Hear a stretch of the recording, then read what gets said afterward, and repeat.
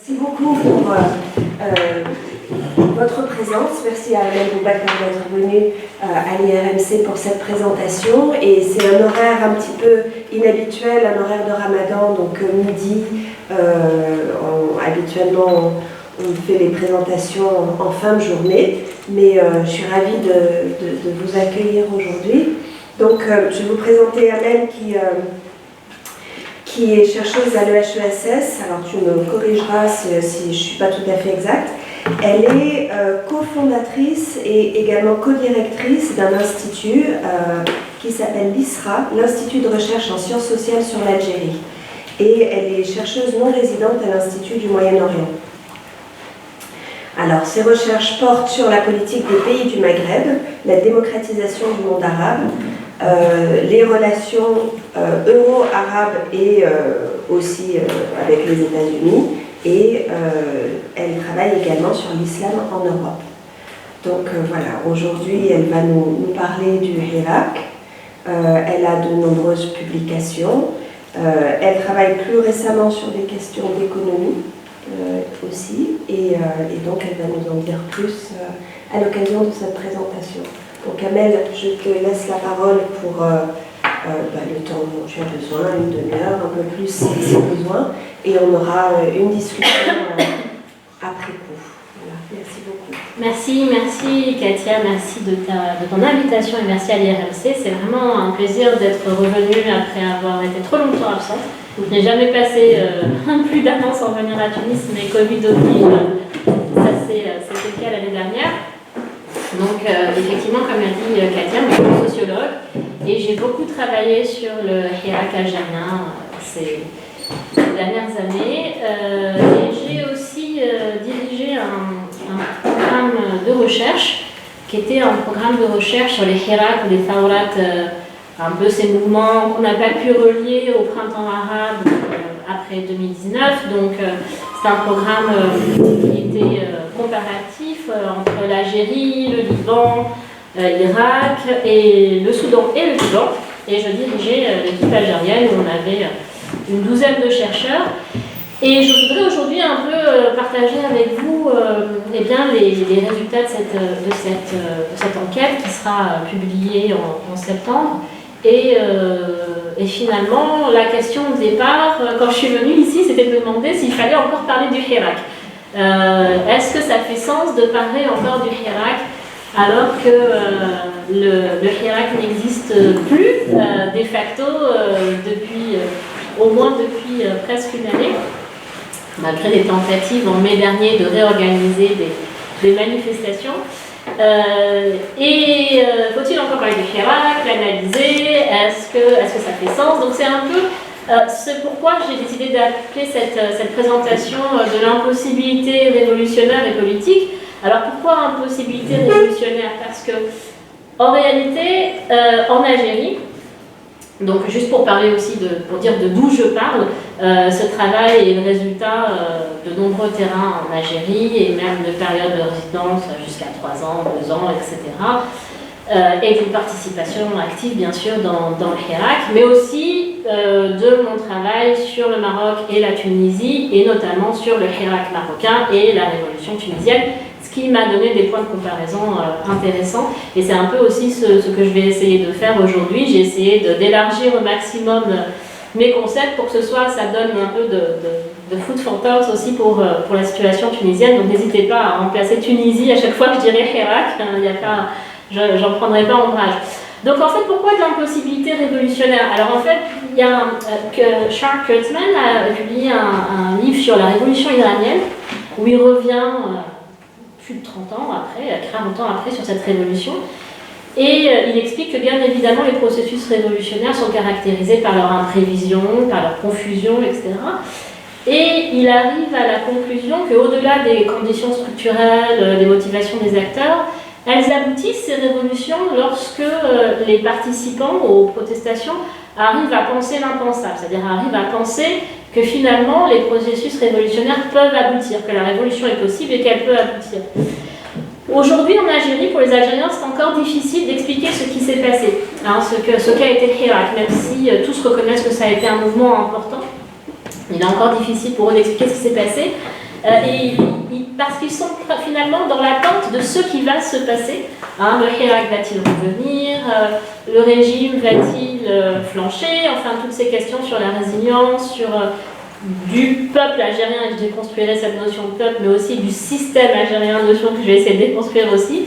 Et donc on est là dans cette impossibilité révolutionnaire, c'est-à-dire que d'abord, dès le départ, il m'a semblé que le Hirak était beaucoup plus envisagé comme un moyen de pression, d'orientation de la politique post-Bouteflika, plus que comme un mouvement révolutionnaire, même si, bien entendu, il y a eu des discussions sur la pertinence du terme et la pertinence du fait de nommer ce processus du Hirak révolution.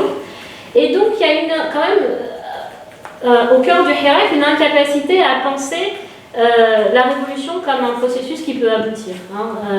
Là aussi, j'ai en mémoire les travaux de Yassine Haj Saleh, qui est un écrivain syrien qui a passé plusieurs années en prison.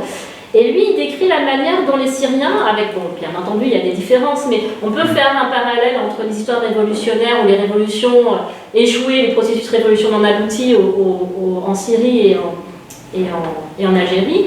Et finalement, lui, il explique comment les Syriens ont considéré non pas la révolution comme un espoir, mais comme une espèce de fatalité, hatmiya, c'est-à-dire que même en Algérie, il y avait cette idée que c'est-à-dire que finalement, on est obligé de passer par un processus révolutionnaire, mais le processus est sans doute plus important que son aboutissement. Donc c'est pour ça que je parle d'impossibilité révolutionnaire, c'est cette manière de se projeter dans ce qui pourrait exister, plutôt que dans la construction du présent et la construction d'une alternative. J'y reviendrai.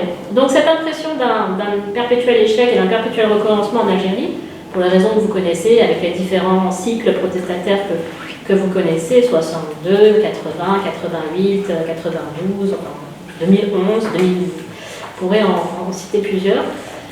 Donc cet impossible présent, c'est la raison pour laquelle je parle d'impossibilité révolutionnaire. Pourquoi je parle d'impossibilité politique ? En fait, dans mon travail et dans la sociologie politique du Hirak que j'essaye de faire, et qui était aussi l'objet de ce projet de recherche, le repérage institutionnel du politique dans un pays où fondamentalement la question des partis, et je vais dire ça très vite, est pervertie, la question des élections, la question de la manière de borner aussi le champ politique officiel est problématique. Je préfère, moi, dans mon orientation, repérer les processus de politisation plutôt que de repérer ou définir le politique à proprement parler en Algérie. Et notamment d'explorer la nature politique de ce processus d'Hirak par un repérage donc de la politisation et beaucoup plus centré sur l'acteur. Donc voilà, donc ce qui m'intéresse beaucoup dans cette étude du Hirak, c'est bien évidemment la diversité des trajectoires des acteurs. Alors là, je vais dire des choses qui paraissent assez banales en sociologie politique en France, mais qui sont finalement peu relayées lorsqu'il s'agit du Maghreb, la Maroc, Algérie, Tunisie. Une réinterprétation de la notion de révolution en s'attachant à la sociologie sur les moments de crise, sur les reconfigurations, sur l'événement. Une réflexion épistémologique aussi me paraît très importante sur l'usage de certaines catégories qui sont intrinsèquement liées aux politiques en Algérie, c'est-à-dire la révolution, le système, le pouvoir, les islamistes, l'armée, enfin voilà, l'istiqlal, la jeunesse, enfin l'héroïsation du peuple, ce peuple partout et en même temps ce peuple introuvable, comme pour reprendre le terme de Rosan Ballon. Donc voilà, cette idée qu'il faut véritablement aujourd'hui qu'il y a une urgence à une réflexion épistémologique. Donc épistémologie, comment on construit, c'est comment on construit un savoir, c'est ça l'épistémologie, sur comment on a construit un savoir sur le Hirak et sur les résistances du peuple algérien pendant le Hirak en l'occurrence. Alors, il me semble que là, pour finir sur cette introduction, ce qui est intéressant, et là aussi, je cite un sociologue, anthropologue égyptien qui s'appelle Mohamed Madbani, qui a travaillé sur l'Égypte, et lui, il explique que finalement, il n'y a aucun intérêt à étudier un processus révolutionnaire ou protestataire pour plaquer un appareil conceptuel préconçu et que l'intérêt, c'est justement de ces processus, c'est de soulever la question de comment on nomme et ce que l'on nomme et de cette difficulté à nommer, comment on nomme ceux qui participent à l'événement, comment on qualifie les conséquences de cet événement, et il nous encourage en fait à ne pas être complexé ou à se débarrasser du complexe de la possibilité d'inventer de nouvelles catégories pour parler de ces événements. Voilà. Alors, faut-il parler donc encore du Hirak? Oui.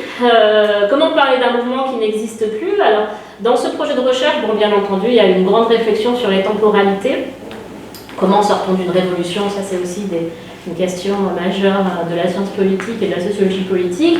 Bien entendu, les participants à ce projet de recherche se sont demandé en fait comment aborder l'organisation du mouvement dans le temps. Alors peut-être que pour ceux qui ne sont pas familiers du Hirak, je vais faire très rapidement un repérage peut-être à 3 temporalités, elles ne sont pas définies, hein, il y en aura certainement d'autres. C'est ce moment où les premières manifestations commencent, donc au 22 février, à Alger du moins, il y avait eu des soubresauts ailleurs dans l'Algérie.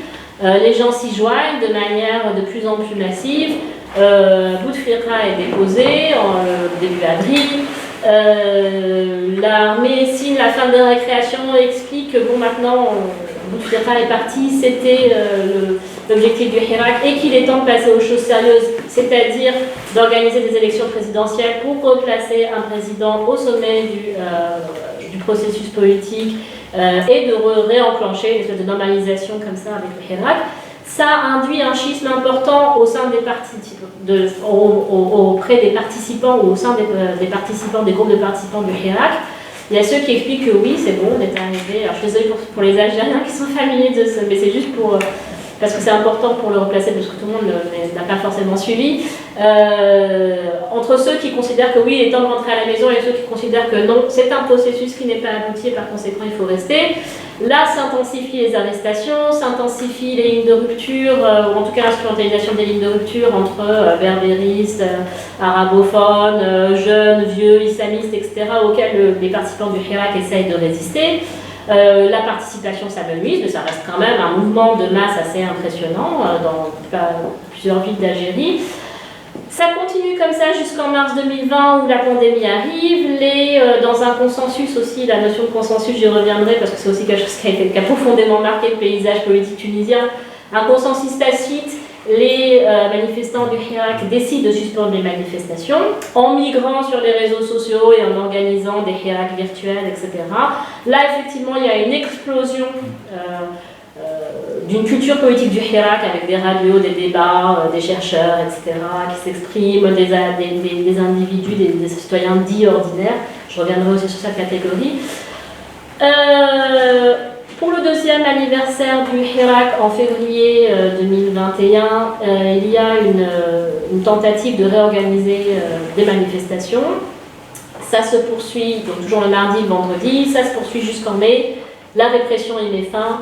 Il y a une radicalisation, et j'expliquerai ce que j'entends par là, plutôt un tassaïd, hein, c'est-à-dire les jeunes qui le pratiquaient expliquent que c'est une manière d'escalader la situation, sans retour. Donc une radicalisation auprès de certains groupes. Ils sont enfermés, il y a un arsenal juridique qui condamne les manifestants qui compare le fait d'organiser des manifestations à des actes terroristes. Et le Hirak, en tant que manifestation, est terminé. Il y a aussi un repositionnement d'un certain nombre des participants, puisque c'est devenu dangereux, proprement parler, de soutenir le Hirak ou de se présenter comme hirakiste, y compris sur les réseaux sociaux, même si tout le monde n'est pas doté du même capital pour résister à cette sécuritarisation du Hirak depuis mai dernier. Et jusqu'aujourd'hui, voilà, tout est arrêté, y compris en diaspora. Voilà, pour fermer cette parenthèse, parce que c'est important de positionner le décor, nous on s'est posé dans ce projet de recherche quand même une grosse question sur les conditions de l'enquête. Voilà. Et ça c'est aussi, après 3 ans, même voire plus, des questions qu'on peut se poser, d'où l'importance du ton long aussi, de cette approche longitudinale, là aussi que tu as mentionné dans tes articles. Moi aussi, j'ai rencontré des gens en 2008, en 2011, en 2019 et encore maintenant. Donc c'est intéressant de voir comment comment ça évolue. Et ça, c'est une technique d'enquête, en tout cas, c'est une méthodologie qui est de plus en plus employée, y compris en Égypte. Enfin, les gens comprennent l'importance aussi du longitudinal sur ces processus qui paraissent courts, même si 3 ans pour un mouvement, c'est pas forcément très court, c'est quand même l'un des mouvements les plus endurants qui est l'acte de la région. Donc on s'est posé la question de l'approche longitudinale, on s'est posé aussi la question des espaces et des situations ethnographiques, c'est-à-dire que il y a cette espèce c'est Atef Saïd aussi, un auteur égyptien qui explique cette inflation, cette approche inflationniste de l'espace, Tahrir, la Grande Poste, etc., qui en fait marginalise là où le Hirak a pu se retrouver. Moi personnellement, effectivement, j'étais à toutes les manifestations, surtout du vendredi, moins souvent le mardi, mais il y avait aussi des choses qui se passaient dans les comités de quartier, dans les villages, etc., qui doivent faire partie de cette ethnographie, de cette sociologie politique du Hirak, y compris 3 ans après. Donc il faut, je pense, interroger les effets centralisateurs des processus révolutionnaires, c'est quelque chose qui est très important. On s'est aussi posé la question de la distance vis-à-vis de l'objet, parce que finalement nous étions tous participants et nous étions dans une configuration où la démesure du rapport de force était telle qu'il était difficile de se positionner comme neutre ou anti-Hirak. Et je pense que ce positionnement nous a beaucoup apporté dans l'équipe, parce que nous étions chercheurs, mais nous étions aussi amenés à intervenir. La société civile nous demandait aussi notre retour. Il y a aussi toute une réflexion sur comment s'emparer des techniques d'enquête des sciences sociales ou des techniques d'analyse des sciences sociales pour essayer de maintenir le Hirak. Enfin voilà, il y a eu des discussions à un moment donné. Mon collègue Massen Sencharbi a réussi à faire en sorte que les Algériens se passionnent pour des articles très pointus de la constitution algérienne. Donc voilà, on était dans cette dynamique-là. Et en fait, on s'est posé la question, là aussi par rapport à tes travaux, Katia, sur le rôle du plaisir, en fait, ou de la gêne, ou du dégoût dans l'ethnographie. C'est-à-dire que, est-ce que c'est fertile de se mettre dans des situations où on a uniquement du plaisir, où on est dans une espèce d'émotion, on est porté par la foule? Est-ce que ça n'oriente pas aussi notre façon de travailler? Et est-ce qu'il n'y a pas eu aussi un manquement dans cette façon de travailler sur Hirak, sur une approche de ceux qui n'y étaient pas, de ceux qui peut-être avaient un vécu émotionnel du Hirak, est-ce que c'était intéressant de déclarer qu'on participait aux manifestations pour interroger aussi ceux qui étaient a priori contre le Hirak ou qui le condamnaient comme un mouvement qui perturbait l'équilibre social et politique de l'Algérie. Donc voilà, il y avait toute cette réflexion ethnographique que j'ai eue aussi quand je travaillais sur la révolution tunisienne. Par exemple, je me souviens avoir dès le 15 janvier 2011, discuter avec des anciens du RCD et c'était important. Alors la première question c'était mais que penses-tu de la révolution? Où te situes-tu? Est-ce qu'on peut discuter avec toi? Etc. Donc, bon, et ça a changé bien évidemment en 10 ans. Donc voilà, importance de reprendre les catégories émiques, donc c'est-à-dire la manière dont les acteurs se qualifient, mais aussi éthique, c'est-à-dire avoir une certaine distance, déconstruire la révolution. Et on s'est demandé comment il fallait parler du Hirak. C'est-à-dire, alors dans un premier temps, dans ce projet de recherche, on s'est dit oui, c'est super, le Hirak est un moyen de reconstruire ou de renégocier un contrat social. Donc ça, c'est aussi l'importance d'avoir un retour sur les années. C'était vraiment dans la première année. Et puis ensuite, il y a eu cette question de résilience. Et ça aussi, c'est un concept que j'avais forgé en Tunisie, sur la Tunisie, cette espèce de deal autoritaire, c'est-à-dire authoritarian bargaining, c'est-à-dire finalement on accepte de discuter avec ceux qui acceptent de rentrer avec nous dans le jeu fermé de la transition, tout en excluant les autres et en ayant à cœur de nommer comme un processus transitionnel. On a pensé qu'il était important quand même, alors ça c'était donc dans un deuxième temps. Et finalement, moi personnellement, j'ai trouvé qu'il était beaucoup plus important ou intéressant de considérer le Hirak et le régime dans leur stratégie pour aller très vite parallèle et dans leur stratégie d'accommodement mutuel. C'est-à-dire que finalement, c'était un parti pris que de considérer dès le départ que le Hirak avait à cœur de faire disparaître ce régime politique. C'était d'ailleurs pas du tout l'ambition de la majorité des partis politiques. Et revenir sur ça et reconsidérer ces processus révolutionnaires comme forcément des processus révolutionnaires qui ont vocation à aboutir, hein, pour reprendre ce que je disais en introduction, eh bien ça nous a permis aussi de réfléchir et de nous rendre compte que finalement, encore une fois, le Hirak pouvait se penser, se concevoir et s'analyser beaucoup plus comme un mouvement qui met la pression et qui essaie d'orienter les décisions du pouvoir algérien, moi aussi j'emploie cette catégorie pour aller très vite, plutôt que de le remplacer. Et il n'a absolument pas été... Enfin, ce qu'on peut penser être comme un antagonisme, c'est-à-dire le fait de manifester le mardi, le vendredi et de chanter contre le régime en place, contre l'armée, etc. Et en même temps de vouloir que les mécanismes de redistribution et de compensation économique soient maintenus. Ça, c'est des choses qui n'ont pas été étudiées et qui sont pourtant pas du tout antithétiques dans le positionnement des acteurs. Donc voilà, faire attention à cette espèce de culture d'héroïsation de la culture de résistance et de la conception d'un mouvement révolutionnaire comme quelque chose qui voudrait faire tabula rasa des cadrages politiques et des configurations des relations de pouvoir entre les acteurs. Alors, on s'est demandé aussi si les concepts des mouvements sociaux étaient intéressants, et là, bien entendu, et ça aussi c'est quelque chose d'assez qui a été répété ailleurs, il nous a apparu essentiel de nous éloigner des questionnements sur le possible échec ou la possible réussite du Hirak, et plutôt de considérer le potentiel de transformation du mouvement. Sur l'intérêt aussi de se focaliser sur les subjectivités individuelles et de leur impact sur l'apprentissage collectif, parce que c'était aussi ça le Hirak, c'est un moment d'apprentissage collectif du changement ou des possibilités objectives du changement. Et donc là, très classiquement, on peut revenir à Dobry et le fait de considérer les crises comme des processus, comme des situations aussi. J'aime beaucoup cette idée de situation. Comme des configurations pour comprendre pourquoi les acteurs s'y investissent. Donc voilà pourquoi il m'a semblé intéressant d'expliquer qu'il y avait une impossibilité révolutionnaire, ou du moins une impossibilité de partir de l'idée de révolution de révolution pure pour comprendre le Hirak. On s'est intéressé, pour reprendre la question des subjectivités des acteurs, à vraiment, alors par exemple on a un papier sur la santé, qui est très intéressant, sur l'économie politique de la santé, où finalement on se rend compte que le Hirak n'empêche évidemment pas les inégalités régionales, de classe, etc., de se perpétuer, même au plus fort de cette mobilisation et d'un discours égalitaire. Et je reviendrai sur les limites de discours égalitaire et unitaire du Hirak. Alors faut-il encore parler du Hirak? Donc ma réponse est oui, mais différemment. Faut-il encore parler de hirakistes? Alors finalement, hirakistes comme cette catégorie holique, alors les hirakistes s'auto-nommaient, pour reprendre aussi, pour ressouligner notre intérêt pour les catégories émiques, comme harar. Mais c'est venu plus tard. Au début, on n'avait pas de mal à parler de hirakistes.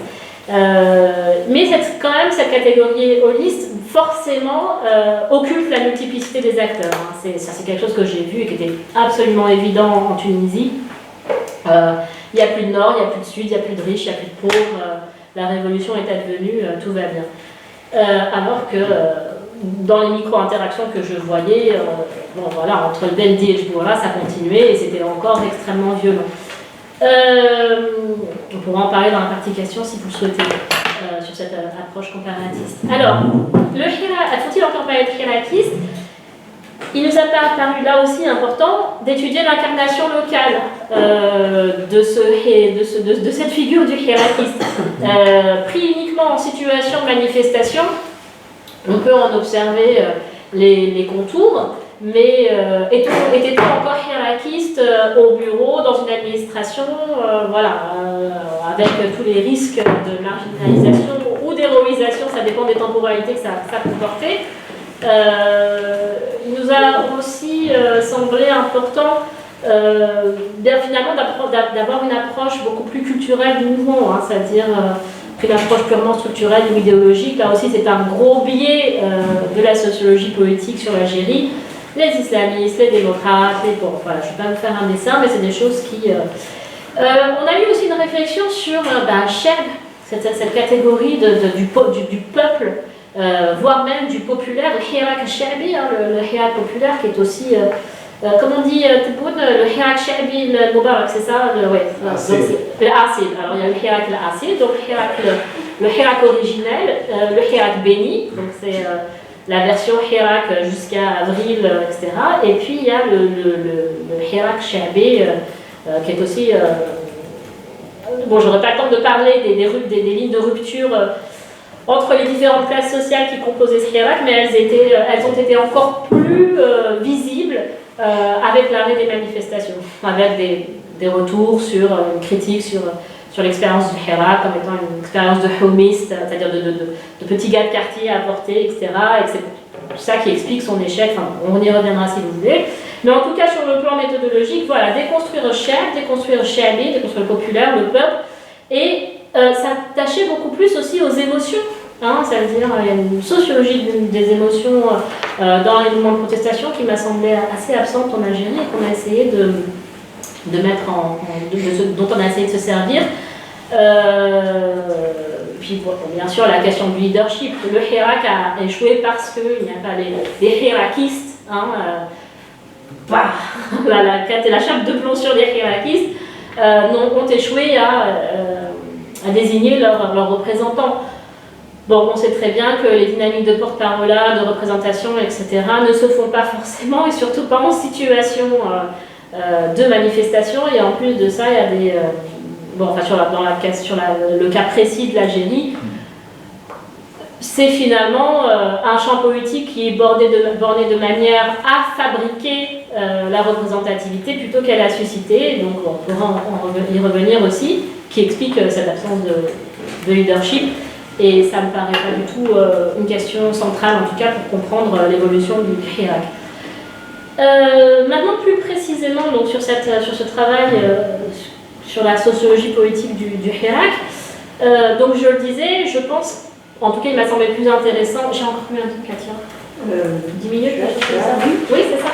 Même un petit peu plus, ouais, ça a commencé à 10. Oui, mais ça fait 20 minutes. D'accord, je vais pouvoir permettre le luxe de parler plus lentement. Donc, repérer la politisation du changement hein, dans le champ restreint du Hirak, plutôt que de repérer le politique. Alors, et tout de même, je n'ai pas mis de côté la confrontation pour aller vite entre Hirak et armée, mais ce qui m'intéresse, c'est la manière dont elle a orienté la question du changement. Alors, on a eu bien sûr ce Dawla Madaniya versus Nashia Askariya versus donc une institution civile versus un état civil versus un état militaire. C'était vraiment... alors là aussi, il faudrait faire une sociologie de la réception des slogans, mais je me souviens en situation comment finalement certains manifestants, dès le début, dès mars, s'abstenaient de chanter le Jish Shab Khawa Khawa, l'armée et l'armée et le peuple sont frères, et essayer de couvrir, et inversement, par Dawla Madaniya, Nashia Askariya. Donc il y a cette confrontation, ce régime de confrontation qui était présent au sein même du Hirak et au sein même de ces manifestants. C'était pas juste, je veux dire, une approche statocentrée du conflit, elle est entre un Hirak incarné et puis un État cohérent, elle me paraît assez stérile. En tout cas, elle ne nous apprend pas grand-chose de comment ça s'est passé en situation. Mais par contre, moi je pense que la politisation, on peut la repérer aussi sur le désir d'État. Et là encore, le désir d'État des hirakistes, il était grandement celui de la continuité d'un État néopatrimonial. C'est-à-dire que m'est arrivé de discuter avec des manifestants qui étaient des cadres publics, qui avaient été injustement accusés de corruption à l'époque où donc en 1995, où Yahya, le Premier ministre alors, avait, à la suite d'une restructuration économique du pays par le FMI, avait été jeté en prison, parce que l'idée c'était de nationaliser, de privatiser les entreprises nationales, les entreprises publiques, et qui venait exprimer en fait ce désir d'État dans le Hirak. C'était aussi des jeunes des quartiers populaires qui considéraient que la redistribution de la rente qui leur était permise pas allouée, mais sur laquelle on fermait les yeux dans le marché informel, et ben en fait n'était que les miettes de la redistribution de la rente à laquelle ils pouvaient prétendre. Donc il y avait pardon, un désir d'État, un imaginaire de l'État dans le Hirak qui me paraissait beaucoup plus fertile d'analyser que d'expliquer pourquoi les gens étaient pour ou contre les élections, même s'il y avait des raisons objectives pour lesquelles les gens étaient pour les élections, surtout contre. Donc voilà, ce conflit sur le désir d'État, il me semblait aussi que ce conflit sur la politisation de l'intime versus mise en scène, idéologie du Hirak était aussi très important. Là aussi, pareil, il y avait beaucoup de personnes qui se pensent vulnérables, qui se pensaient vulnérables, qui étaient dans le Hirak, des vieilles femmes, des retraités. Parce que, et qui se sentaient, comme protégés, ou en tout cas soutenus par cette masse qui était le Hirak. Et ça, en disparaissant, ça a aussi laissé place à un régime de conflictualité entre les Algériens eux-mêmes sur eh bien, ce qui doit être pérenne ou pas, qui doit survivre au Hirak ou pas. Voilà. Et qui a eu raison d'y participer ou pas, et qui a eu raison de faire profil bas et de continuer à s'agréger à ce que propose le régime algérien comme canaux de connexion ou comme type de contrat social, notamment par clientélisme. Pardon. Un autre impensé dans le repérage de la politisation, mais ça j'ai eu l'occasion d'en discuter, y compris avec des gens à l'intérieur du Hirak qui avaient essayé de coordonner des espèces de sorties de crise, des feuilles de route alternatives à celles proposées par l'État, etc. C'est eh bien, en fait l'échec à avoir déplacé le Hirak en bas de chez soi. C'est-à-dire que finalement le Hirak était devenu une espèce de rituel performatif où on pouvait aller manifester le vendredi et puis, comme je l'ai dit tout à l'heure, rentrer chez soi en étant satisfait que rien ne change. Il y avait une difficulté à voir aussi finalement comment le Hirak a existé, mais ça j'avais déjà évoqué, en dehors des espaces institutionnels et comment il a aussi politisé, dépolitisé, apolitisé la rue sur la question du changement et les relations plus ordinaires entre les Algériens dans le quotidien. Bon, je vais passer sur...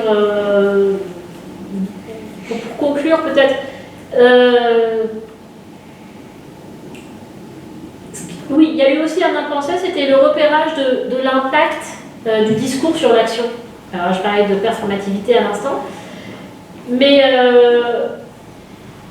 au sein du Hirak, il y a eu un discours de construction de la domination et de la résistance, ou de construction des postures de domination et de résistance, qui était intéressant pour identifier les reflux entre l'adhésion et le retrait au Hirak. C'est-à-dire qu'il y a eu une circulation des discours à un moment donné, et en fait elle est très... elle paraît assez homogène, c'est-à-dire que voilà, il y a à un moment donné... Le Hirak comme moment privilégié dans lequel il faut s'investir dès qu'on a un intérêt minimum pour le changement d'Algérie, mais ensuite une espèce de critique sur la naïveté à vouloir déloger l'institution militaire, un impensé aussi sur l'absence de discours sur alors cette espèce de démilitarisation qui était là comme une espèce de Graal comme ça posé, mais sans qu'il y ait absolument aucune discussion en fait, ou aucune prise en charge au-delà du discours de ces ou encore en tout cas aucune matérialisation de l'agir politique sur ces questions-là. Bon, je crois que je vais terminer parce que c'est plus intéressant de laisser place aux questions. Mais voilà, après 3 ans, moi, ce qui m'apparaît intéressant, c'est bien sûr la multipolarité des protestations, de leur profil, de leur trajectoire, mais aussi l'émergence de pôles autonomes à certains moments. C'est-à-dire que là aussi, le Hirak, l'espèce de conception holiste du Hirak, elle ne fait pas sens, puisqu'on pouvait avoir ce qui s'est passé en diaspora, par exemple, peut-être même étudier de manière tout à fait autonome de ce qui s'est passé en Algérie. Et au-delà de ce discours sur un mouvement unitaire. Et donc voilà, une plus grande articulation sur l'intellectuel, sur l'individuel et le collectif, sur la manière dont les groupes négocient une culture nationale du révolutionnaire ou du politique et de leur impossibilité. Voilà, peut-être un zoom sur les utilisations concurrentielles du Hirak a posteriori nous apprend plus de choses et c'est difficile pour nous chercheurs de résister à la tentation d'écrire tout de suite, mais en même temps on peut aussi différencier le type de production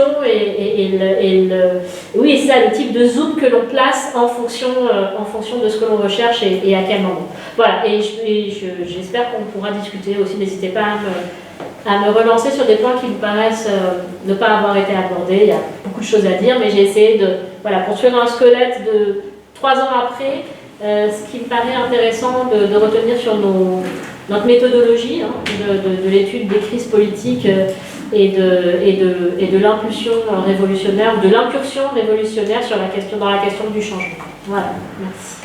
Merci beaucoup, Amel. Merci. Alors, effectivement, tu as soulevé énormément de questions. Et en plus, tu es passé un peu vite sur beaucoup de choses, donc j'imagine qu'il y aura plein de questions.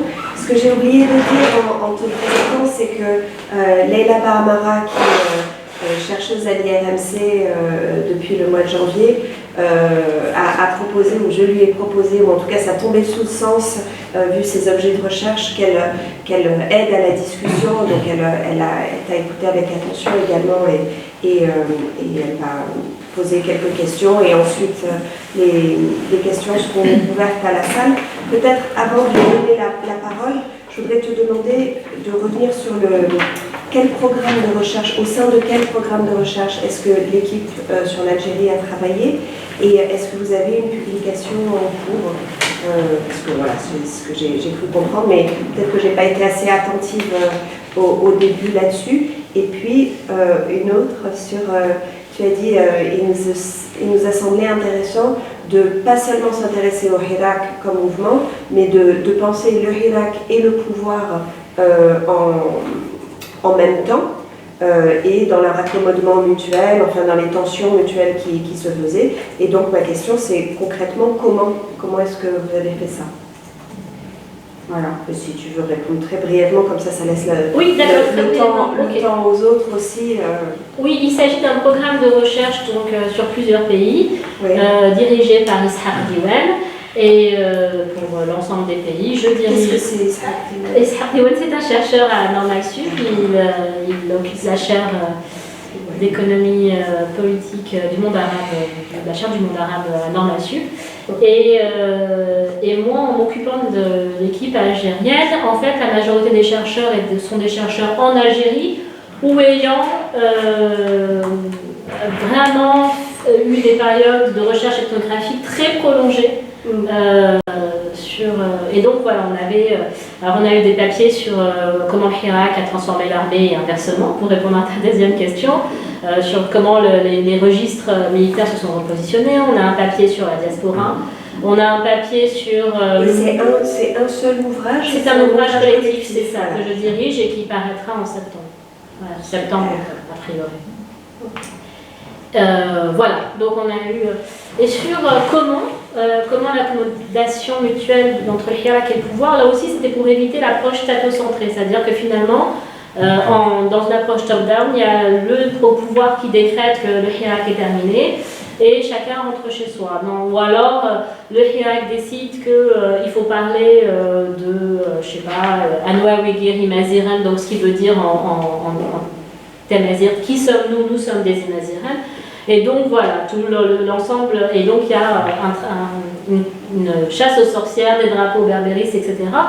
Alors, on a essayé de réfléchir justement à cette espèce de pas de deux qu'il y a eu à un moment donné entre le pouvoir et le Hirak, notamment au travers de la correspondance de certains sujets,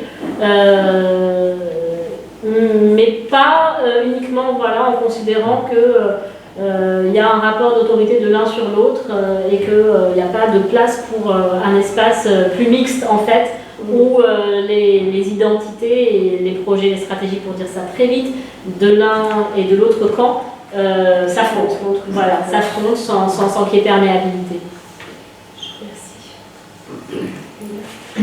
Merci beaucoup Amel pour cette présentation très riche et très stimulante, même si effectivement il y a beaucoup de désillusions et beaucoup de perceptions d'un sentiment d'échec ou d'inaboutissement du mouvement, etc.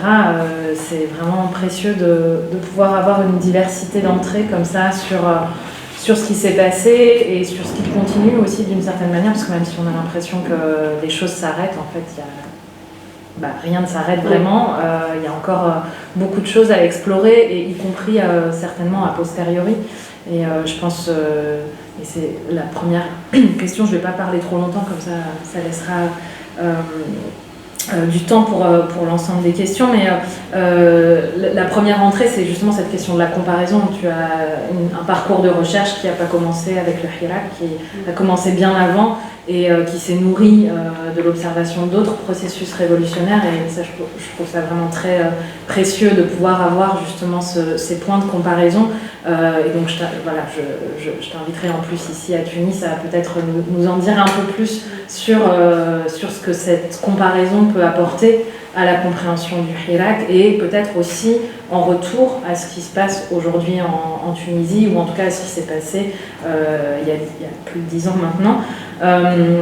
Je pense aussi par exemple aux travaux de Youssef El-Chazli, que tu dois connaître, sur ce qui reste des révolutions, au-delà des processus politiques, enfin, ou en tout cas qu'on associe aux politiques de manière rapide, ou en tout cas dominante, pour aller justement sur la question de l'intime, ou des espaces intimes, de la famille, des relations, de couple aussi, de voir que en fait les révolutions, ou en tout cas les processus de changement massifs, ont des répercussions dans les espaces personnels, et qu'on peut voir aussi a posteriori. Et donc voilà, comment on peut changer par exemple la manière le regard qu'on va porter sur l'éducation de ses propres enfants, sur la place des uns et des autres au sein de la famille. Voilà, est-ce qu'il y a, c'est des choses que vous avez pu noter ou commencer à aller regarder, en tout cas, ou à poser comme question dans le cadre de ce programme. Donc voilà, double question à ce niveau-là, et qui rejoint aussi celle des émotions. Si tu peux peut-être développer un peu plus sur ce que vous avez pu retenir de cette question-là, enfin, ce que vous avez pu en tout cas apporter comme regard sur cette question-là. Et deux autres questions. La place du transnational, justement, tu l'as évoqué rapidement à la fin, de justement ce qui se passe dans la diaspora. Est-ce qu'il y a quelqu'un qui a travaillé là-dessus dans le cadre de cet ouvrage, et si oui, quels sont on va dire les résultats, ou en tout cas les choses que tu peux nous partager sur ce point-là. Excuse-moi, le transnational au-delà de France-Algérie, mais aussi avec la Tunisie, j'imagine. Oui, et puis aussi, oui, voilà, au-delà de ce qui a pu être fait, des mobilisations qu'il y a pu avoir en France, ou au Canada, ou en Belgique, ou ailleurs. Et je pense par exemple à Christophe Schwartz qui a travaillé sur le Hirak marocain, dont tu as sûrement dû voir les travaux, qui s'est intéressé aussi à ces questions de mobilisation dans les différentes diasporas, et aussi quel est le rapport avec les mobilisations sur place. Je pense que dans le cas algérien, c'est vraiment passionnant d'aller creuser ça. Et la dernière question que j'aurais, et après je te laisse peut-être répondre, et aussi je laisse la parole aux personnes venues, c'est votre place. Donc sur votre positionnement, donc sur le chercheur, on va dire, dans la cité, dans le mouvement, dans la révolution, et qui est pris à partie. Et ça, moi, je trouve qu'on n'en parle pas si souvent. Cette réflexivité me semble vraiment serait très fructueuse aussi pour comprendre ce dont les acteurs peuvent avoir besoin, en fait, et sur leur rapport aussi au savoir, et sur ces questions de transmission dans le moment et après. Et voilà, je me demandais, et aussi quels impacts ça peut avoir sur la recherche et sur les chercheurs. Parce que là, on a quand même, on va dire, un tournant répressif qui, depuis un certain temps, qui frappe beaucoup d'acteurs et qui n'est pas sans effet aussi sur la manière dont on fait de la recherche et sur les risques qu'on peut encourir, sachant que voilà, le terrain algérien n'est pas un terrain sur lequel il y a, on va dire, il y a une saturation des travaux, donc voilà, les risques encourus sont d'autant plus importants à considérer que voilà, chaque travail est précieux sur ce terrain. Voilà, je m'arrête là pour ne pas monopoliser la parole. Merci Léla. Je réponds? Oui, c'est bien, oui. Alors, j'ai noté 4 trucs avec plein de sous-parties, donc je sais pas. Je vais essayer de prendre un exemple paradigmatique à chaque fois pour ne pas étaler trop mes réponses. Comparaison Hirak-Tunisie. Quand je suis arrivée hier, je me suis dit, ça fait trop de temps que je n'étais pas en Tunisie, je vais essayer de rediscuter avec les gens et de voir comment ça se passe, et surtout qu'on est dans une période aussi particulière en Tunisie, et puis je repère les lieux dans lesquels j'ai fait beaucoup d'entretiens, l'UGTT, etc. Et je vois passer un groupe de jeunes garçons de 14-15 ans de l'Espérance, donc ils commencent à chanter, parce que demain il y a un match Algérie-Tunisie donc dans le cadre de la Champions League, et ils commencent à chanter, etc. Et puis il y en a un qui fait tomber un truc, je le ramasse, et puis on commence à discuter. Et en fait, si je devais, pourquoi cette introduction, c'est que si je l'avais un point de comparaison, c'est finalement sur la vanité des préoccupations générationnelles dans les deux cas. C'est-à-dire que, alors je m'explique, c'est-à-dire qu'en Tunisie, il y a 10 ans, j'ai rencontré tout un tas de jeunes, c'était leur moment. C'était leur moment de construire la réalité d'une certaine manière, d'orienter ce sur quoi ils voulaient travailler, ce qu'ils voulaient changer. Et voilà que 10 ans après, ils sont tout de suite balayés par une autre génération qui, elle, a une aversion, en fait, bon, ça c'est un peu une tarte à la crème ce que je dis, mais pour le politique, en tout cas pour les institutions, pour les partis, pour cette dynamique de négociation, etc. Et ça, je crois que c'est aussi quelque chose qu'on peut repérer en Tunisie, en Algérie, pardon, c'est à quel point cette génération du Hirak est quelque part, et c'est assez triste à dire, mais marginalisée par une nouvelle génération qui aujourd'hui s'investit dans autre chose et s'investit beaucoup plus sur une réflexion sur la manière d'être vue, la manière, alors je vais dire de la manière de faire de l'argent, mais ça c'est intemporel en Algérie, mais en tout cas, ce que je veux dire, c'est que dans l'incarnation, dans l'occupation de l'espace, dans ce qui pose question aux sociétés sur ce qui est important au moment T, la rapidité du changement et des ruptures générationnelles me paraît en Tunisie et en Algérie quelque chose d'assez commun et d'assez remarquable. Voilà. On pourra peut-être approfondir. Après, on peut comparer les processus macro, mais bon, ça c'était juste pour me restreindre à une réponse. Que reste-t-il des révolutions au-delà des processus politiques et la question de l'intime? Alors effectivement, peut-être que là aussi, un exemple paradigmatique en Algérie, c'est la question de ce qui doit faire communauté. Comment fait-on communauté? Voilà. Le Hirak était un ensemble de ce qu'on pourrait appeler des communautés interprétatives. Chacun était différent mais ensemble. Aujourd'hui, qu'est-ce qui fait le lien social en Algérie? La famille a été extrêmement mise à mal. Alors, c'était pas un remake des années 90 où on a un frère policier, un frère ficiste et ça déchire les familles, mais tout de même, les familles ont été traversées par effectivement des désagréments, des lignes de rupture sur faut-il soutenir le Hirak ou pas, et que faire de l'armée, et que faire de Babana, que faire de cette figure tutélaire patriarcale, est-ce qu'on en a besoin? Et ça, quand je dis Babana, c'est à l'essence, ça peut paraître comme une blague, mais c'est vraiment sur cette incarnation d'une certaine culture patriarcale à tous les niveaux de la société. Donc, que faire, comment faire et communautés, que faire de ces communautés interprétatives, que faire aussi, alors peut-être que faire des émotions liées aux sentiments, et c'est pour ça que je parlais d'impossibilité révolutionnaire, de toujours être dépositaire de cette obligation révolutionnaire parce qu'on est des enfants de Shuhada, parce que c'est quelque chose qui est encore au centre des processus de requalification et de légitimité sociale, professionnelle, économique, etc.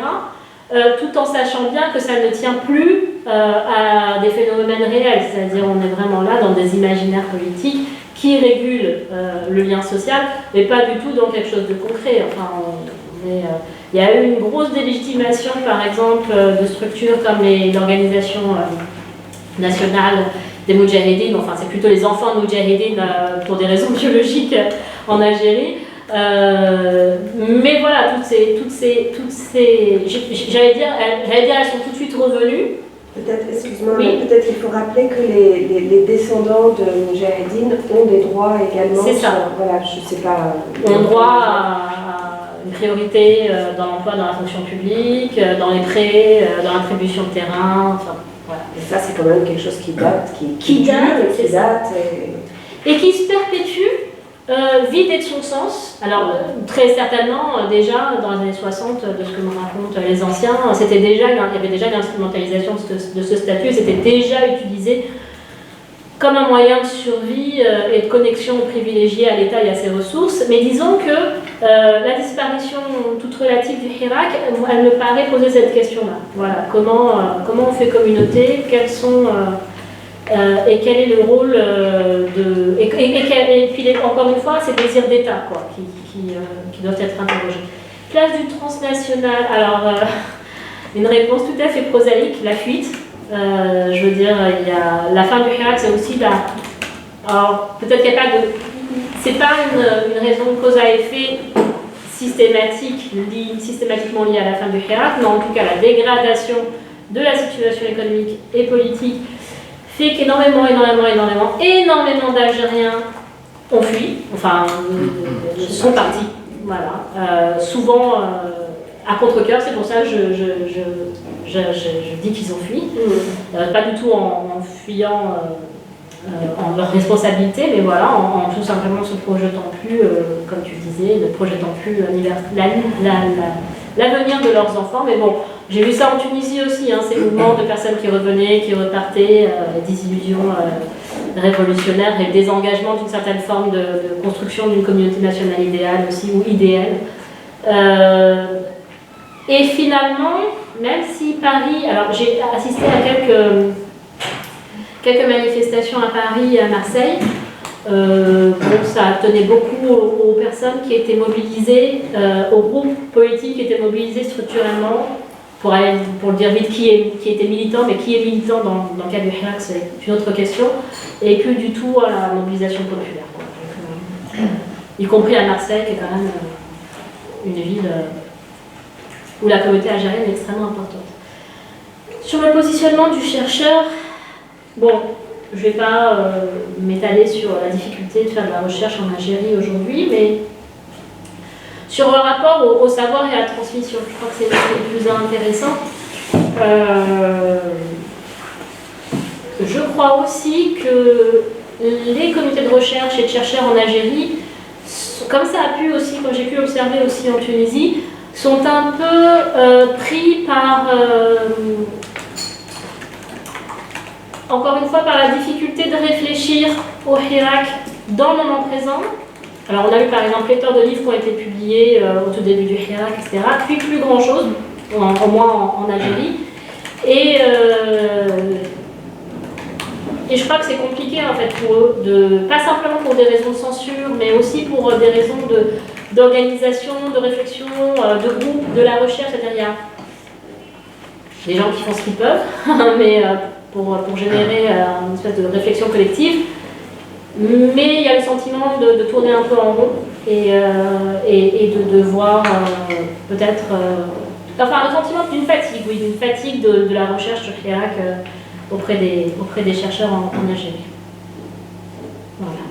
Merci Annelle.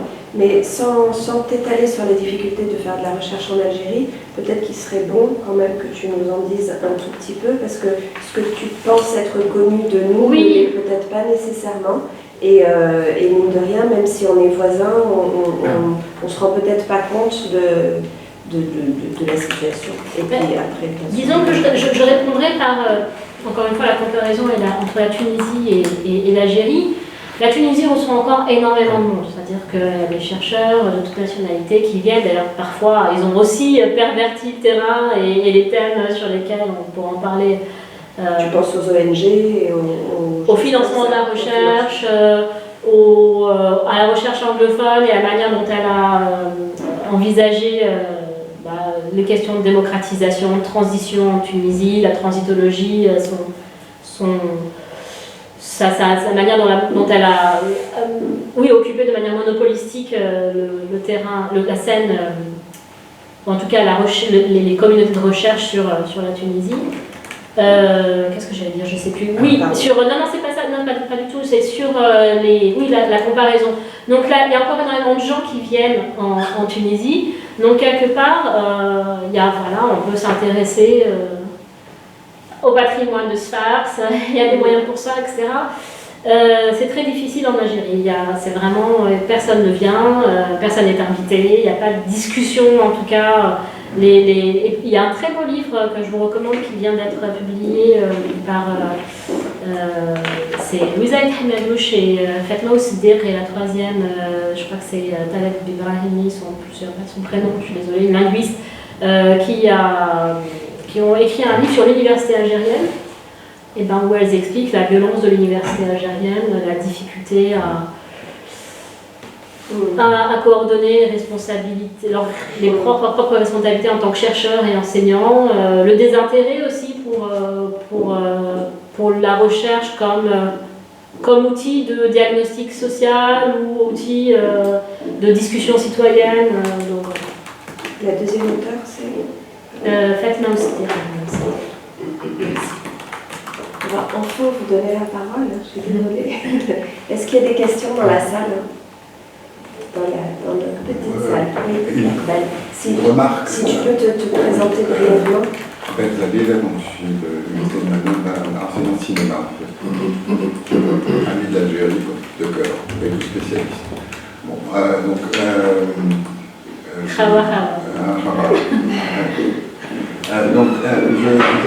vous avez parlé de... J'ai retenu le terme naïveté à un certain moment, naïveté de penser pouvoir changer le système, mais je ne sais pas, c'est-à-dire que quand même, lorsqu'il y a eu le déclenchement du Hirak, il y a eu des résultats concrets. Que le départ de Bouteflika soit une manœuvre du système ou pas, mais concrètement, il y a eu quelque chose. Donc, et je pense que les personnes qui étaient le plus en avant, même si ça a été un mouvement horizontal, sans leader, sans porte-parole, quand même, il y avait quand même des gens qui étaient, je pense, suffisamment avisés pour voir que ça ne pouvait pas être un objectif immédiat, quoi. Un horizon peut-être, mais c'est-à-dire je pense que à certains moments, le point de vue que vous développez sur le Hirak me semble un peu comment dire ça, sévère et un peu froid en fait, parce qu'à l'intérieur, moi, du fait de mon appartenance au monde des images et des sons, donc j'ai vu beaucoup d'images faites par des cinéastes algériens, principalement issus de la gauche algérienne, des anciens du GCR, des copains du PST à Alger notamment, des descendants de militants du PAX, etc., des gens du MDS, bon, bref. Donc tous ces gens quand même, ce qu'ils traduisaient par leurs images, c'était quand même un élan absolument extraordinaire, quoi. tout en étant parfaitement conscient que, bien sûr, c'est pas quelque chose qu'on allait dégommer en descendant dans la rue, ça c'est évident.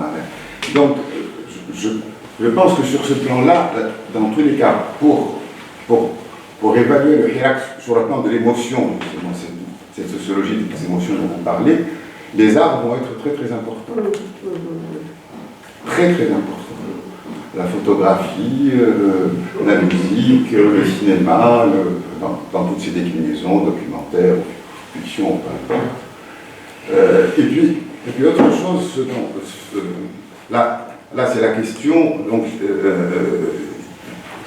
pour revenir à cette question du cinéma, dans tous les cas, le Hirak a été très très très très bien anticipé, pas dans sa forme, mais il y a eu des signes avant-coureurs dans le cinéma algérien qui sont très très très très, très intéressants. Il y a eu le film qui avait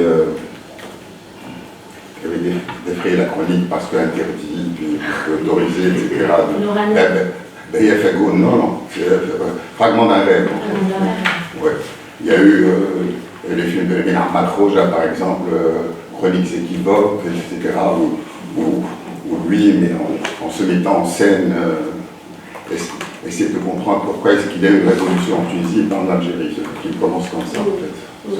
C'est un gars qui rentre de France, puis qui se retrouve à Alger, et puis bon, bref. Donc il y a eu quand même des choses comme ça ça a été exactement la même chose au niveau du cinéma tunisien. Un certain cinéma tunisien, pas du tout établi, indépendant, avec très très peu de moyens, mais qui avait su moduler quelque chose et qui était vraiment en phase avec un certain état d'opinion, contrairement au cinéma à gros budget, etc. etc. Donc maintenant ma question c'est aussi ce sont les mises en scène à l'œuvre dans le film, parce qu'on a vu des choses très intéressantes.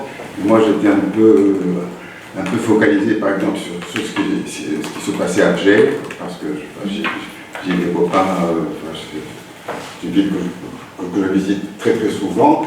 Donc il y a eu, il me semble, comme ça, une inventivité très très spontanée en fait pour essayer de rendre ce mouvement politique très très festif en fait.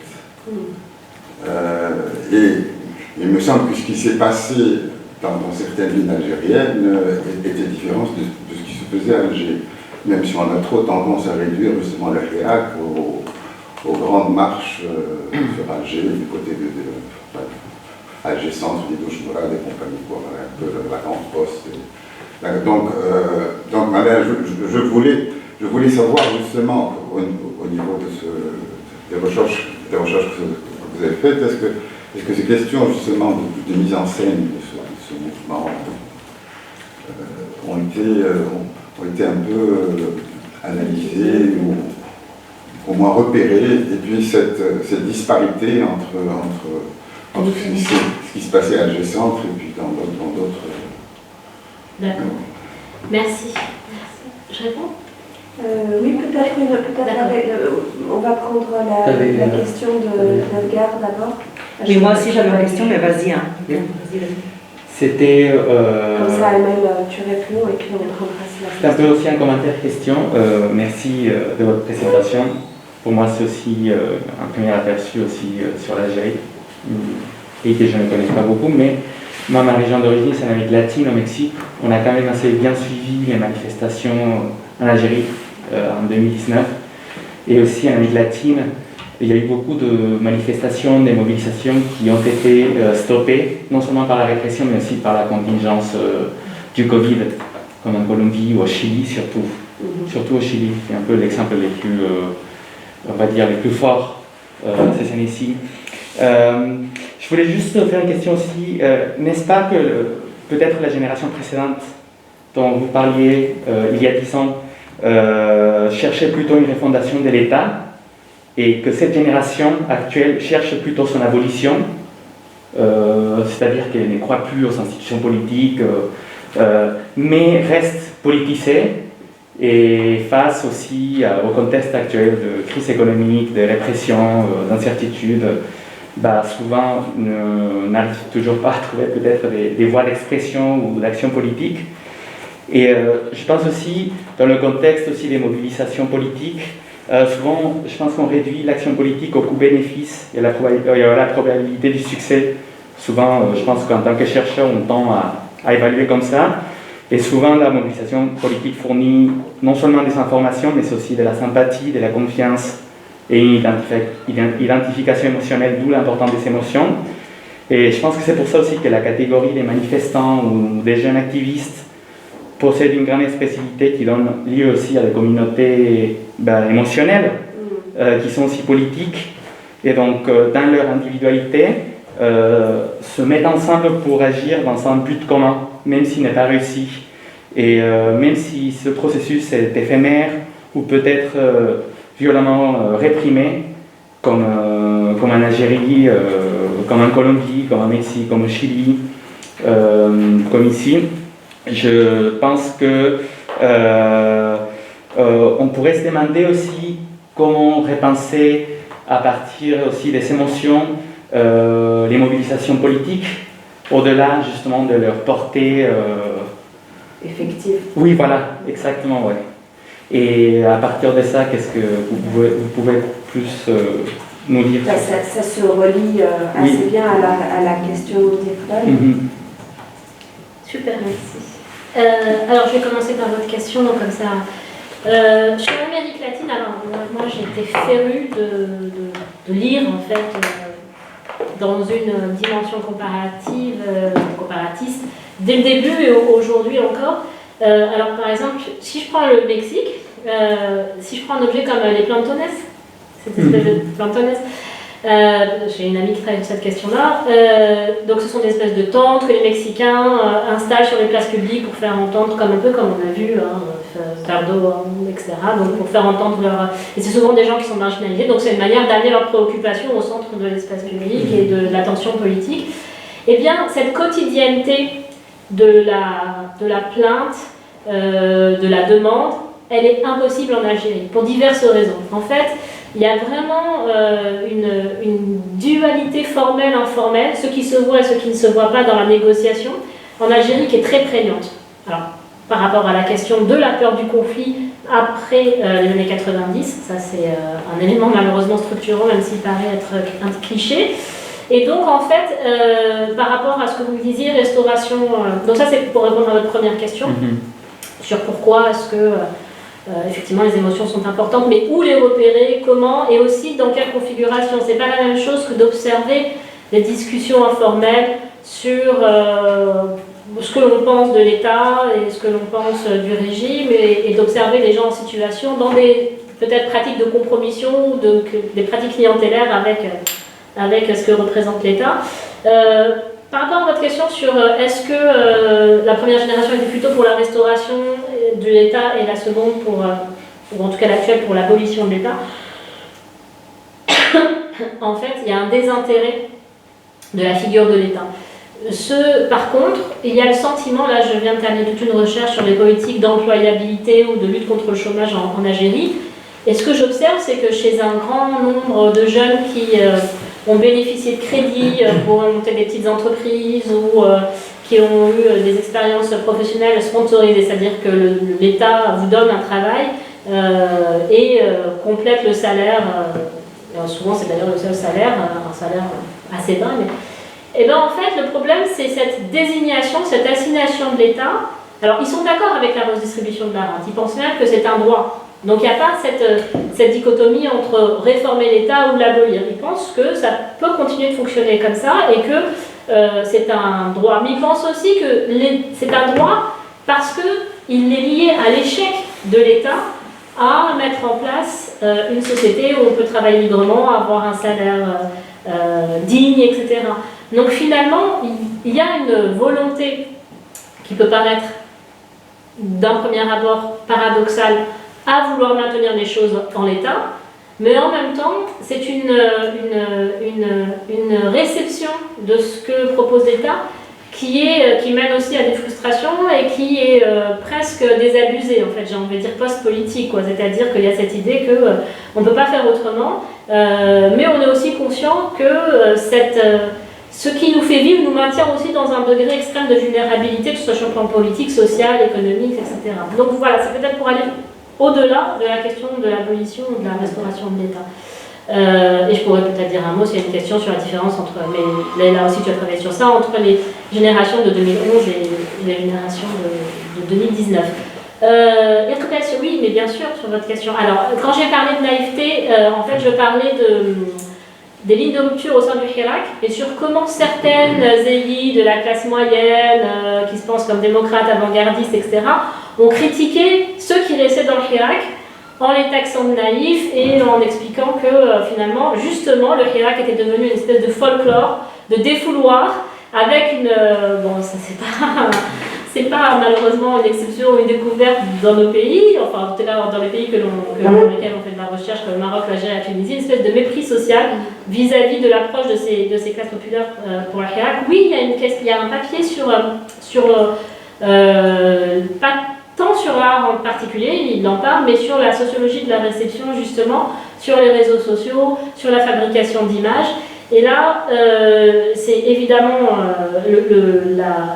le Hirak comme mouvement esthétique, ou en tout cas comme impulseur d'une nouvelle esthétique, elle est fondamentale. Les illustrateurs, les cinéastes, les documentalistes, enfin ceux qui font des documentaires, on dit documentalistes, oui, c'est ça? Non, documentaristes, pardon. Les documentalistes, c'est aussi des du collège. C'est ça, oui, c'est des bibliothèques. donc les documentaristes qui, effectivement... Mais il faut savoir aussi, peut-être que mon approche vous paraît froide, parce qu'elle est aussi ramenée aux conditions objectives de production de ces images. Quand j'étais dans le Hirak, dans les manifestations, c'était extrêmement difficile, et ça l'est devenu de plus en plus, de prendre des photos, par exemple. Donc nos appareils étaient systématiquement confisqués par la police, on nous demandait ce qu'on avait pris. Et parfois pour des raisons très prosaïques, ça veut dire que je me souviens une fois, j'ai pris une photo, il y a un policier qui fonce sur moi, qui me dit pourquoi tu me prends en photo, je dis non, je ne te prends pas en photo, je prends la foule, mais si tu m'as pris en photo, il fallait le convaincre, etc. Bon, ça s'est terminé par un accord sur le fait d'effacer la photo que je venais de prendre.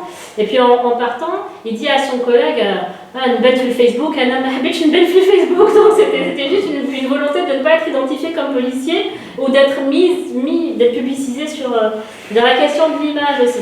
Et une deuxième. Concrètement, c'était par téléphone. Par téléphone, oui, c'est ça. D'accord. Et ça est devenu de plus en plus dur.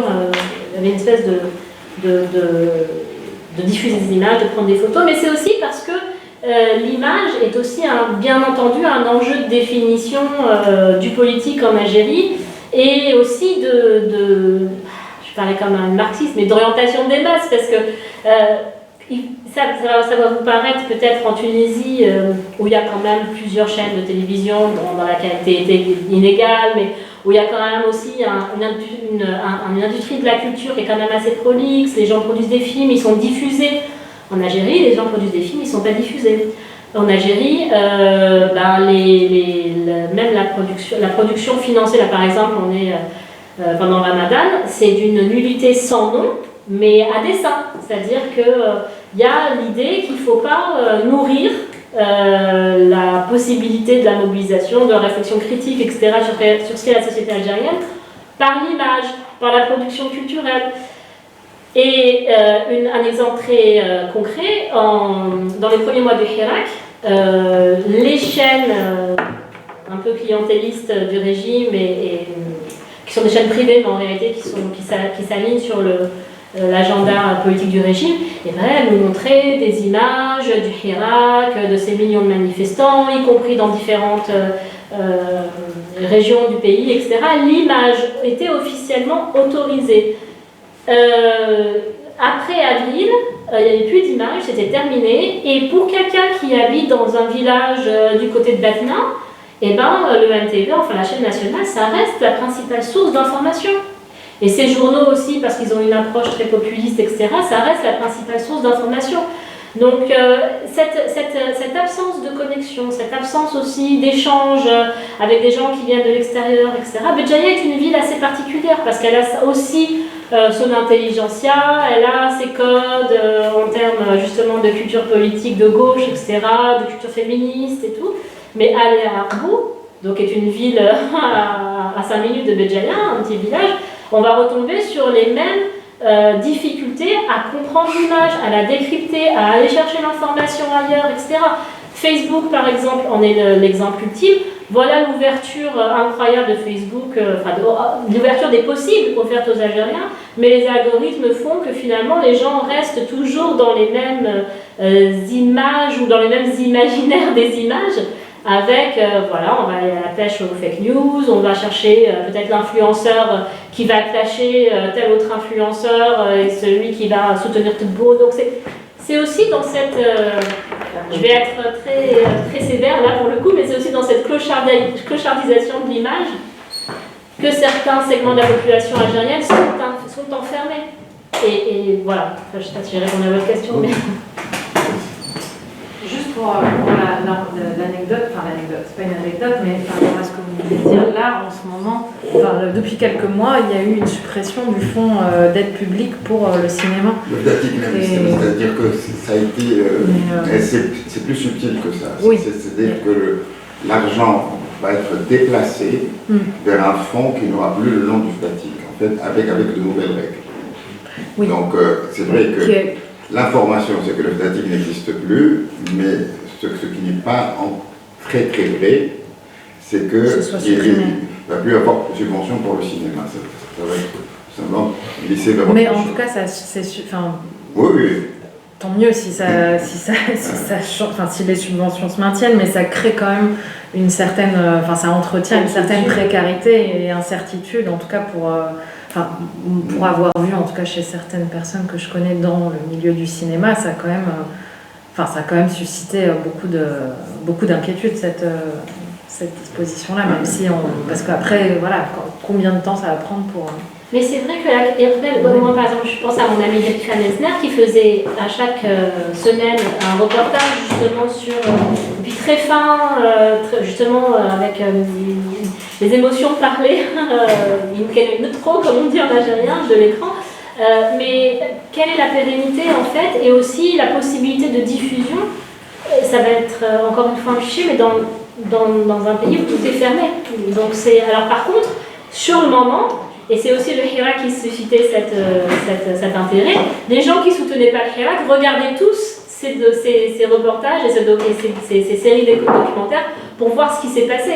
Et il y avait un intérêt du Hirak par l'image, et c'était justement la médiation aussi, et le lien entre les Algériens, au-delà de leur soutien ou de leur rejet du Hirak, qui a été fondamental. Vous avez raison. Merci Valentina. Tu peux te présenter aussi rapidement. Merci beaucoup. Je m'appelle Valentina, je suis associée à l'IANC, anthropologue en postdoctorat avec la Central European University. Et en fait, en partie, vous avez déjà répondu à ma question en répondant à Ed, parce que j'allais vous demander un peu plus sur ce que vous voulez dire par désir d'État et la question du désir d'État et comment vous la liez au fait que les gens ne mettent pas forcément en question la redistribution de la rente.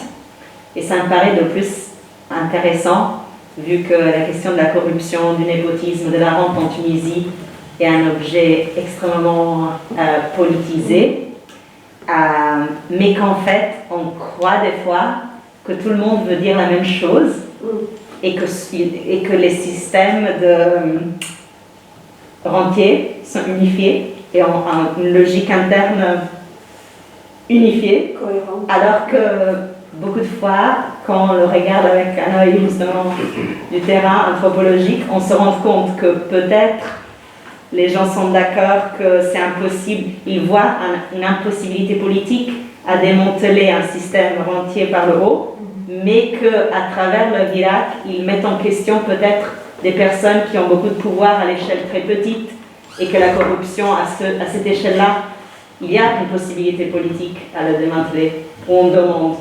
Et qui tombe dans je sais pas, moi je suis italienne, et donc tout le truc manipulite fait quand même crack, c'est arrivé ici en Tunisie, en exilé politique soi-disant, et toutes ces questions de qui doit tomber quand on s'attaque à la corruption et au système rentier, et en fait pas si transparent. Et en fait, je trouve qu'on n'est pas tous d'accord sur ça du tout, et que du coup, il y a des critiques profondes et très politiques, et il y a des possibilités politiques, tout en peut-être en façade s'attaquant pas à la redistribution de la rente de manière plus étatique. Oui, je comprends. Là, vous avez éveillé dans ma mémoire le souvenir de la campagne Winnie Petrol ici en Tunisie, où en fait, alors, et je peux faire la comparaison avec à un moment donné la mobilisation, mais là Raouf pourra aussi intervenir sur cette question. Il y a sur la mobilisation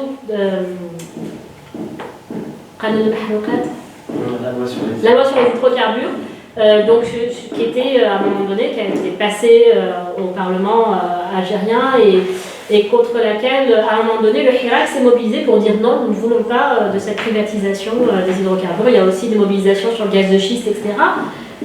Mais j'ai envie de dire, c'est un effet de... c'est peut-être même presque une logique parasitique sur un mouvement social plus large. C'est comme Winnie Petrol, c'est-à-dire oui, ça a intéressé des gens, etc., on en a parlé, mais est-ce que ça a intéressé à un niveau micro des gens, et est-ce que ça a fait réfléchir des gens sur leur capacité à repenser les liens de corruption, etc. Je crois pas, et j'en suis la première... je le désole, parce que ça veut dire que nous n'arrivons pas à, comme je le disais tout à l'heure, en forme de boutade, amener le Hirak en bas de chez soi. C'est-à-dire que nous n'arrivons pas à rendre des questions fondamentales dans le quotidien des populations, nous n'arrivons pas à les politiser à partir de ce qui fait sens pour les gens en premier lieu. Et nous les connectons, comme vous le disiez, toujours à l'État et à sa nécessité de réformer l'État et d'attendre, comme ça, par une opération spirituelle ou par opération du Saint-Esprit, que l'État décide de changer de politique, notamment sur la question dont il envisage les ressources. Donc, oui, il faut absolument sortir la question de l'économie politique des grands ensembles, des grands équilibres, d'une approche micro, et réfléchir à pourquoi et comment ça fait sens dans les mobilisations des personnes. Oui, là, juste pour complémenter sur ce que je viens de dire, je pense qu'il y a aussi, en Algérie en tout cas, tout un système que l'État a mis en place pour justement repérer les acteurs locaux qui pourraient être des porte-voix de ces causes-là. Aujourd'hui, il y a le procès de Mohamed Kasmi à Adrar, qui est un gars du Sud très connu, qui s'est mobilisé énormément pour le gaz de schiste, et il a fait partie des premières personnes qui ont été arrêtées dans le cadre du Hirak, parce que justement, il y avait cette peur de voir des acteurs comme lui se démultiplier dans des régions extrêmement vulnérables et marginalisées. Et on oublie souvent, mais sur la question de la terrorisation du Hirak, donc le Hirak a été, entre guillemets, associé à des entités terroristes que sont Rachid et le MAC officiellement, mais la première personne post-22 février qui a été condamnée pour des accusations de terrorisme, c'est Mohamed Kasmi. Il a pris 5 ans. Et on voit là toutes les contradictions liées à la question justement de comment l'État mobilise les accusations de terrorisme et comment l'État aussi se protège et réussit à identifier des acteurs. Voilà, donc on pourra en parler plus tard, mais il y a vraiment une stratégie très impressionnante par le pouvoir, si on accepte ce terme, qui consiste à identifier ou à pré-identifier dans chacune des wilayas un certain nombre d'acteurs qui peuvent avoir un effet multiplicateur sur le Hirak. Et pour donner un autre exemple, le journaliste le plus poursuivi en Algérie depuis le 22 février, c'est Mostafa Benjema, c'est un gars de Manama, c'est un ami à moi, c'est un jeune qui n'a même pas 30 ans. Il a très peu d'influence, enfin il a très peu de... C'est quelqu'un qui a très peu de capital politique en réalité, mais ce sont des acteurs qui font peur à l'État. Donc ce sont des choses vraiment qui sont très intéressantes à étudier. Très bien, merci beaucoup. Est-ce qu'il y a d'autres questions? Peut-être qu'on a le temps pour une dernière petite question, parce qu'il est déjà 13h30. Ou sinon on peut... Ah, voilà, je vois un masque Si, bonjour. qui frétille. Bonjour. Je m'appelle Nadège Lamar, je suis chercheuse sur l'Algérie pour une ONG de défense des droits humains, Institut du Caire pour les études sur les droits humains. Qui s'appelle comment, pardon? L'Institut du Caire, Care Institute for Human Studies. Okay. Et donc je travaille sur l'Algérie depuis un peu plus de 2 ans. Et vous avez mentionné ça brièvement, mais je me suis dit peut-être si on a le temps de revenir dessus. Quelque chose qui revient beaucoup, notamment comme une forme d'accusation aussi, je pense, contre le Hirak, c'est ce manque de représentativité, ce refus qu'a eu le Hirak de justement désigner les porte-paroles. Et sous-jacent, je pense, dans cette accusation, c'est aussi, en refusant de faire ça, refus d'entrer dans un dialogue avec le pouvoir de l'armée. Et du coup, voilà, je voulais savoir si ça rentre aussi dans vos questions de recherche, si vous avez adressé ça ou si vous, au contraire, plutôt avez mis ça de côté. Voilà, merci. Il y a quelqu'un derrière vous qui lève le doigt aussi, c'est peut-être pour répondre ou pour... Oui, non, c'est pour ajouter une complémentaire à ce que vient de dire Nadège. En fait, on a toujours pensé avant le 22 février que le pouvoir en Algérie, le pouvoir militaire s'exerçait de manière non directe, s'exerçait dans l'ombre, et que en réalité l'armée n'a jamais officiellement pris le pouvoir, sauf dans une période extrêmement limitée dans le temps, à la fin, au début des années entre 89 et 91. Mais on voit aujourd'hui qu'il y a une espèce d'inversement du rapport de force, c'est-à-dire que le pouvoir militaire ne se contente plus d'être le pouvoir de l'ordre, mais qu'il est aujourd'hui un pouvoir presque de facto, notamment par la question par l'instrument du Haut Conseil de sécurité, le HCS, qui est dans la constitution algérienne un organe consultatif, mais qui aujourd'hui fait presque office d'institution de gouvernance, qui donne les grandes lignes de l'État, qui oriente un peu la politique avec le président. Je voulais avoir l'avis de Amel un peu sur la question, est-ce que tu vois concrètement cet inversement se produire, ou est-ce que vu que c'est une période un peu sensible, où il y a une superposition de crise, que l'armée se sent entre guillemets obligée d'accompagner le chef de l'État, qu'est-ce que concrètement t'en penses? Avec la première question. Oui. Mais c'est des grosses questions. Alors, bon, sur la notion de représentation ou de représentativité, je crois que moi, l'une des conclusions là, actuelles de mon travail de toutes ces années sur Hirak, c'est vraiment qu'il y a un conflit pour la souveraineté interprétative du mouvement, de l'événement, et que ça continue, et que c'est bien, parce que ça nous permet à nous, chercheurs, justement, de sortir d'une interprétation assez comme ça, en bloc, de voilà, ce qu'a été le Hirak, ce que c'est, ce que ça sera ou ne sera pas. Et pour ça, il y a la notion de représentativité, mais il y a aussi la question de la participation qui m'intéresse et sur laquelle j'ai travaillé. Qu'est-ce que ça veut dire de participer et pourquoi il y a différentes manières de participer? Qu'est-ce que ça veut dire de s'organiser aussi?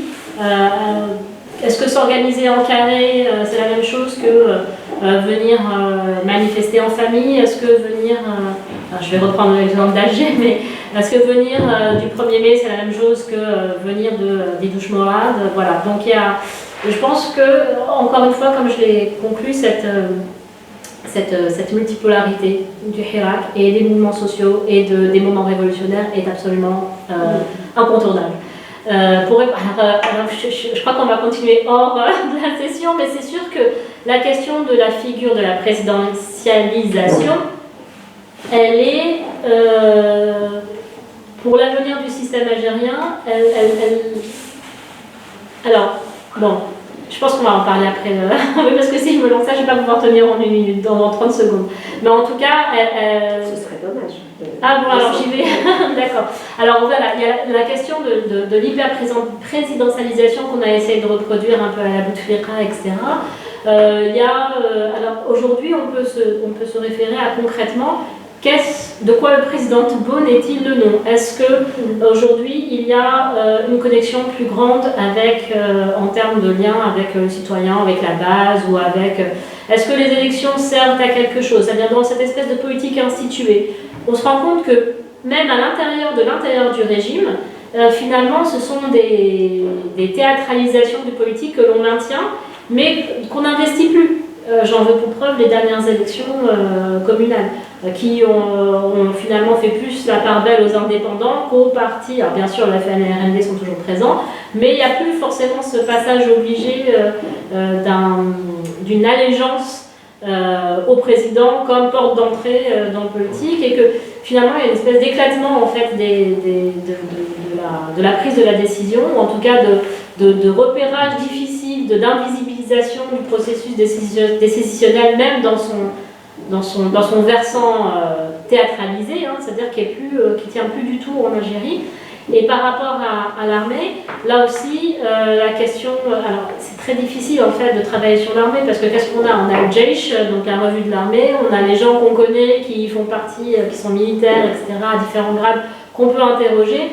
Mais est-ce que l'armée, en tant qu'institution décisionnaire dans l'imaginaire politique des Algériens, est toujours centrale? Ben oui, je pense absolument. Ça, c'est évident. Alors, je sais que c'était pas juste ta question, mais oui, vas-y, pardon. Non, j'allais dire par exemple, tu vois, le HCS, le Haut Conseil de sécurité, j'ai revu un peu les constitutions précédentes de l'Algérie, donc 2016 évidemment, et c'est un organe qui existe, qui a toujours existé, mais qui n'a été jamais mobilisé à ce que je sache. J'ai fait juste des recherches en ligne, j'ai pas fait de recherche dans des archives. Et on voit quand même qu'il y a une surmobilisation de cette institution-là, qui est quand même une institution normalement mobilisée pour des situations d'extrême, des situations d'exception. Et je me demande, je voulais avoir ton avis, mais je voulais aussi comprendre un petit peu mieux quels sont les ressorts, par exemple, de l'élargissement du HCS. Je ne sais pas si tu le sais, mais le HCS a été élargi. C'est-à-dire qu'il y a beaucoup plus je crois qu'il y a la DGSN qui est dedans, il y a un certain nombre de corps sécuritaires qui ont intégré, et je crois 2 ministres en plus, le HCS. Et là, on est dans une espèce de gouvernance hybride, militaire-civile, qui entre guillemets... voilà. Si tu veux, je te répondrai en te disant que c'est un peu le nœud gordien de l'impossibilité du politique depuis 92, c'est-à-dire, depuis 92, en réalité, la question de l'équipe des pouvoirs civils et militaires n'est pas résolue, mais aussi du sentiment de fragilité de l'institution militaire. Et quand tu discutes avec des gens à l'intérieur de cette institution militaire, c'est vraiment au-delà de l'idéologie et de l'instrumentalisation politique, etc., d'avoir une façade présidentielle, de garder les rênes réelles du pouvoir. Vraiment, dans la culture politique de cette institution, l'idée que demain, un simple militant contre le gaz de schiste, etc., peut faire exploser le système et ça je te parle vraiment au niveau médium, peut refaire que l'instabilité est toujours à nos portes. C'est un truc effectivement qui est beaucoup plus ancré dans la culture politique de l'armée que dans celle de la société civile. Et peut-être qu'on ne se rend pas compte de ça justement, que l'armée se sent si fragile. Alors oui, ou du moins paradoxalement si est légitime sur le plan politique. D'accord. Merci beaucoup. Je pense qu'on aurait pu continuer longtemps, mais voilà, on avait prévu 1h30 de présentation et de discussion, donc on va en rester là. Évidemment, si vous voulez continuer à discuter par la suite, il y a Leïla qui veut rajouter quelque chose. Oui, je profite juste pour les personnes qui sont là. Du coup, il y a une prochaine présentation d'ouvrage sur l'Algérie le 12 mai. Voilà, oui, c'est bien.